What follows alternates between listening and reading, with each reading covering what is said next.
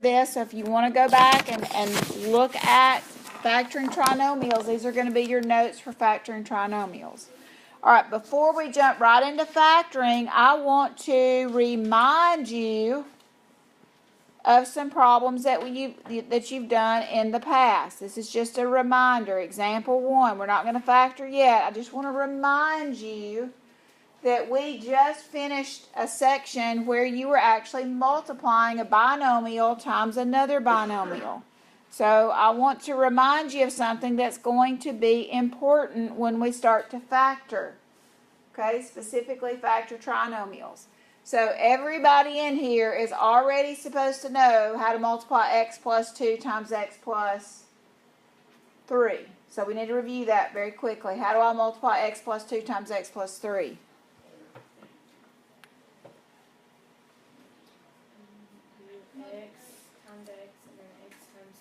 Okay, x times x and x times 3. Let's write that down. X times x is x squared, and x times 3 is 3x. And then you do 2 times x and 2 times 3, so that gives you a plus 2x and a plus 6. And then you'll look for any what? Like terms, and you'll combine those. And you'll get your trinomial. Okay? The reason I'm reminding you that you do know how to multiply two binomials together is because that's how you're going to check once you have factored the trinomial. So what's going to happen today is you're actually going to get something like x squared plus 5x plus 6, and they're going to ask you to go backwards and write the two things that multiply together, called the factors, of the x squared plus 5x plus 6. So they're going to give you a trinomial, and you've got to come back up with its factors, which in this case would be x plus 2 times x plus 3. So you need to know how to multiply. If you don't know how to multiply, then you're not going to know how to factor, because multiplying and factoring are opposites. Okay? You got to know how to do one in order to do the other. All right, so I just wanted to start by reminding you that you do know how to multiply a binomial times a binomial. All right, so here's the real stuff. Your directions will say factor. It'll say factor, period. Check by multiplying the factors. I'm not going to write down all the directions. It'll say factor, period. Check by multiplying the factors, period. If the polynomial is not factorable, then you're going to write prime. If the polynomial is not factorable, then you're going to write prime. So on your homework tonight, the directions say factor. Check by multiplying the factors. If the polynomial is not factorable, then write prime. So let's start out with example 2. And if you were given the trinomial y squared plus 8x plus 12. So again, we're going to say we're factoring a trinomial because that's what we have. We have 3 terms.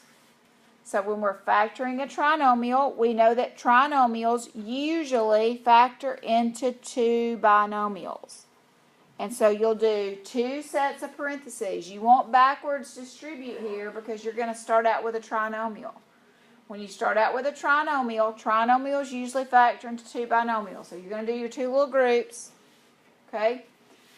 You've got to put 2 things in your factors that multiply to be the y squared. So you need a y times a y.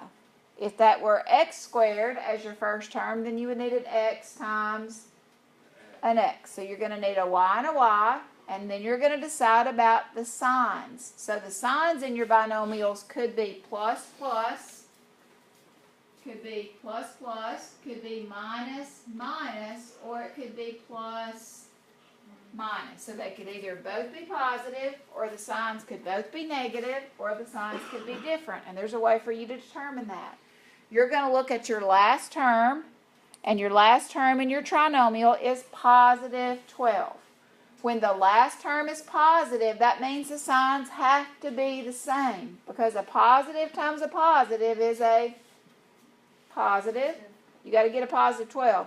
And a negative times a negative is also a positive. So if the last term is positive, that means your signs are the same, and they'll be whatever your middle sign is.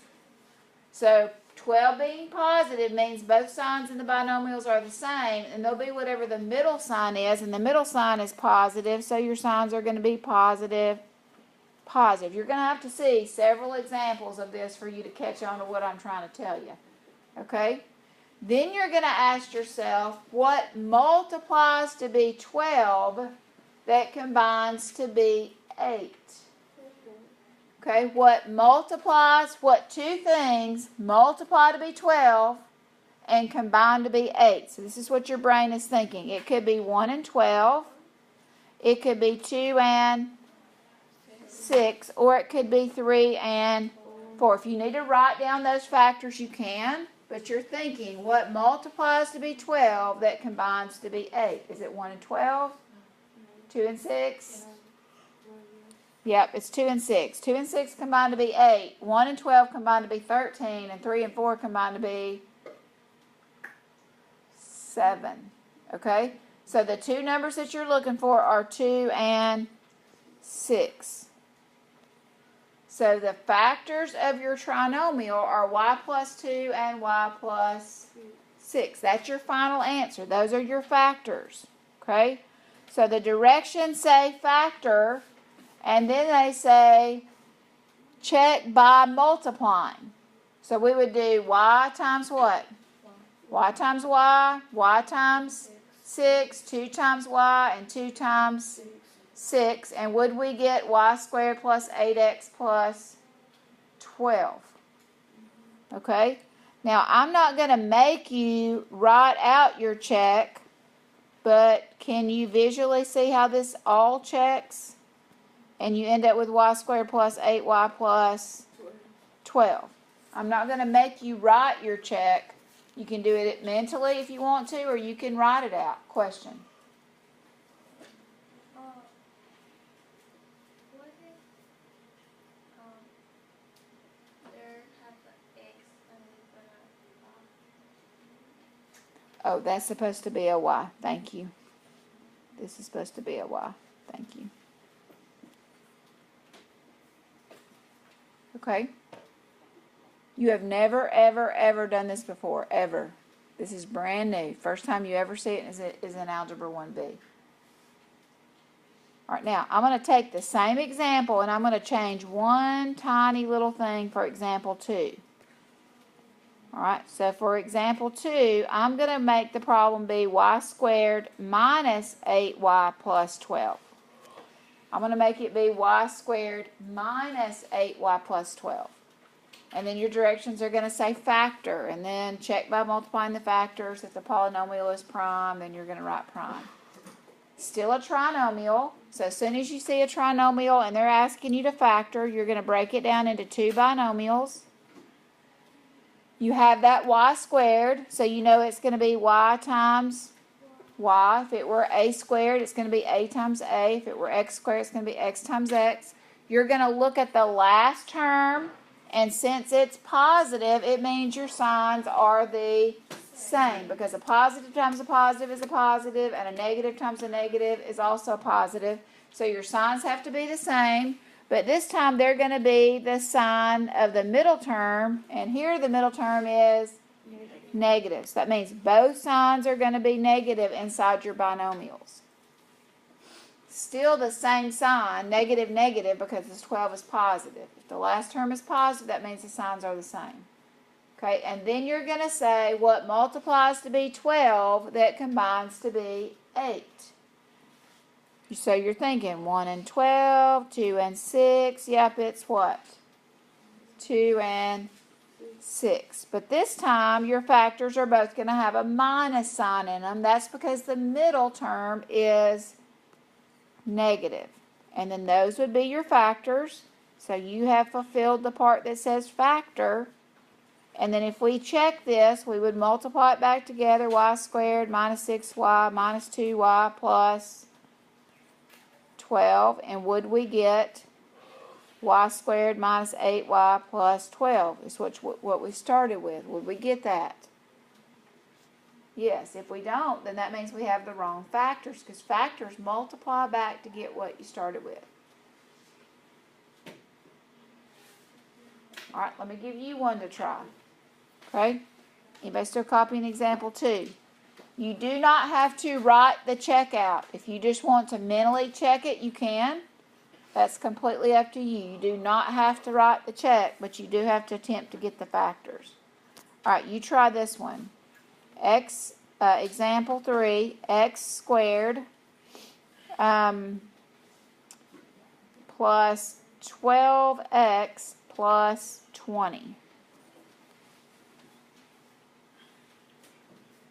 X squared plus 12x plus 20 is a trinomial, so it should factor into 2 binomials.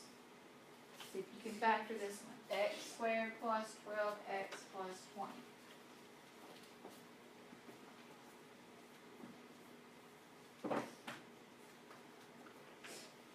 Some of y'all are going to be really good at this, okay? And then others of you are going to have to work harder. It just depends on how your brain works, and it kind of depends on what you've done in the past.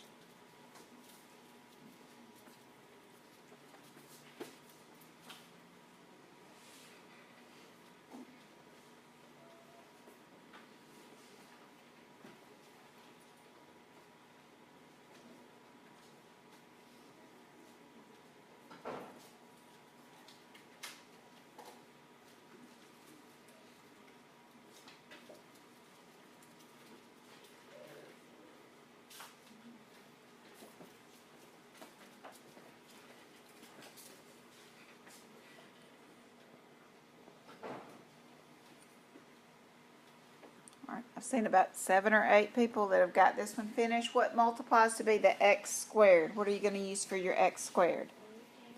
X and x are, what are your signs going to be inside your binomials? Both are going to be positive. That's because the last term is positive.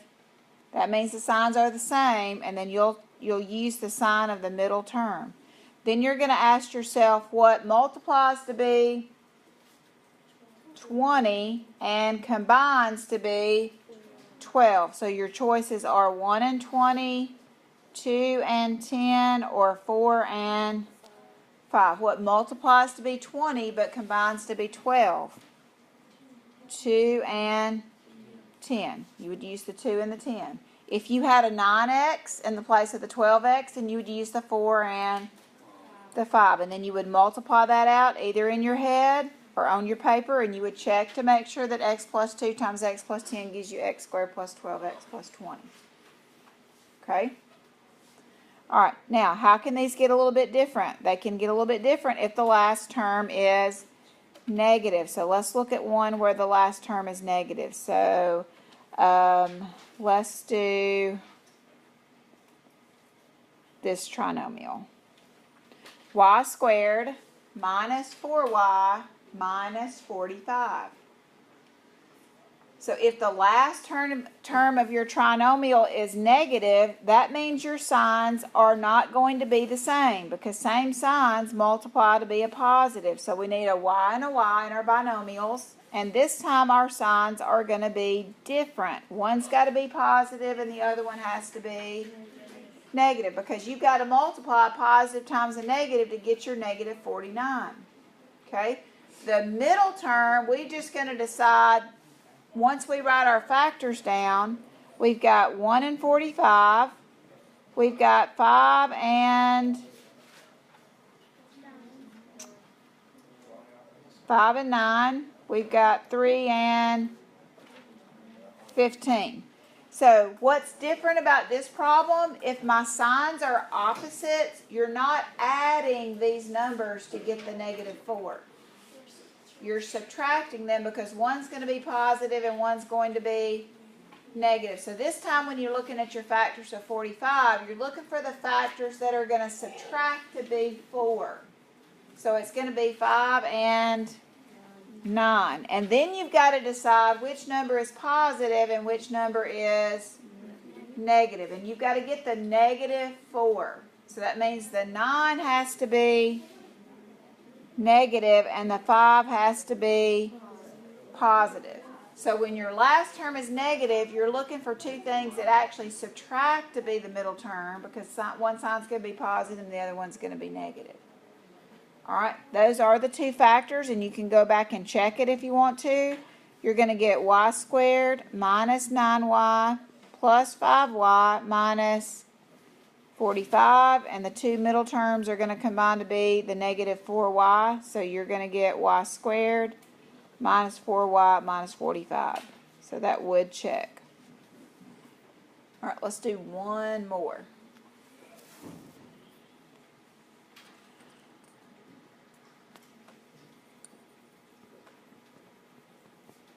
Sometimes your problem is going to have two variables in it. Sometimes you're going to have like an a squared and then like a plus ab and then a minus 6b squared. So let's talk about what happens if you have two variables. You still have a trinomial, okay? And trinomials are going to factor into two binomials. So this is what I always do first. If I have an a squared and a b squared, I go ahead and put in a, and I go ahead and put in b and b, so I don't forget that I have two variables. So you're going to have an a times an a, which is going to give you the a squared in the first term, and you're going to have a b times a b, which is going to give you the b squared. Now you're going to look at the last term, and it's negative. If the last term of your trinomial is negative, that means your signs are different. Okay, so you're going to go ahead and put plus and minus. Then you're going to be looking for two things that multiply to be 6. Let's make a list of things that multiply to be 6. 1 and 6. And what else multiplies to be 6? 2 and 3. Are we looking for things that add up this time or subtract? Subtract, because the signs are different. So what you may have to do in this problem, you may have to remind yourself that the middle term is an understood positive 1ab. So out of those two factors, 1 and 6 and 2 and 3, which pair of factors subtract to be 1? 2 and 3 subtract to be 1. All right, now you've got to decide which number needs to be positive and which one needs to be negative, because you've got to end up with a positive 1. So which one needs to be positive? 3 needs to be positive, so you'll have a positive 3b and you'll have a negative 2b. You have to make the decision of which number has to be positive and which one has to be negative. That all depends on your middle term. So these would be your factors, and let's multiply them back together to check. So a times a is a squared. A times negative 2b is negative 2ab. 3b times a is positive 3ab, and 3b times negative 2b is negative 6b squared. Combine like terms. Do we get the original problem? Yes, we do. So that means that you have factored correctly. Again, your check is a choice, okay? If you're not sure that you factored it correctly, then you're going to need to go back and multiply your two factors to make sure that you did get the correct factors. Okay? There's not a lot of work with these.